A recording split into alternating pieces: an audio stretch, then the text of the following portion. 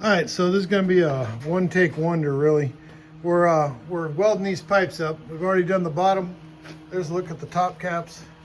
There's the two caps left. Here's the two extra pipes. Two not extra, they're all needed.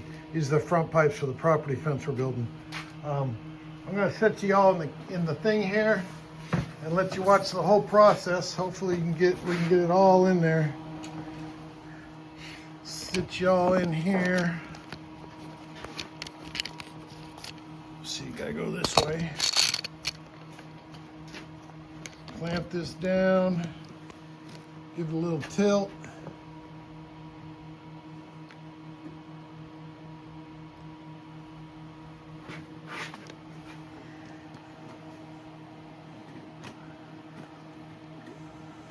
That should cover the whole kit and caboodle, really.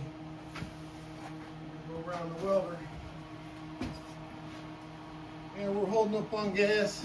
Boy. That's good.